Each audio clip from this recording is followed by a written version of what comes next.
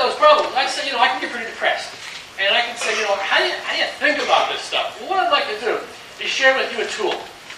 This tool is called an iceberg because the events that we see in the universe, the events that we see in our day, the information that we get, the facts that we get, are all sort of above the water level of the iceberg.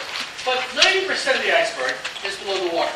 The actual root causes, the things that cause the events to happen in our lives, are mostly unseen, or at least unseen to the untrained eye.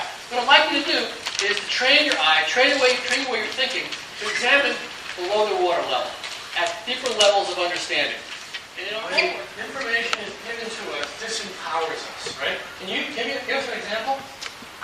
Well, like, if you watch the news at night, I never watch the news, so I shouldn't be talking about this, but like, when I read the newspaper, it's like all of these like really, really shitty things all at the same time, and you're like, oh my god, what can I do? And you just want to shut it and like go away and not think about it.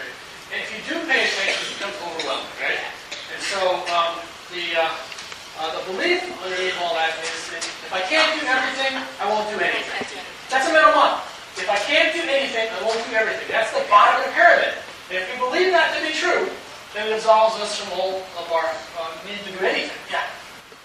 So I was asked a similar question in class once, and it was a question about cars. And if everybody was asked to give up their cars, there were a bunch of different scenarios that could happen.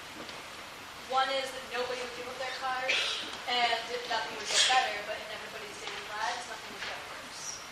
The other was that everybody gave up their cars, so everybody had clean air and a better environment to live in. Then there was the scenario that everybody except for you gave up your car. So you still got better air and still got to drive your car. And then lastly, that you had to give up your car, but nobody else did. So that you were trying to make a more positive change in your own actions to better the environment, but nobody else did, so nothing mattered. So what would it take to make a change large enough to get everybody involved and everybody behind it? What would it take to get more people behind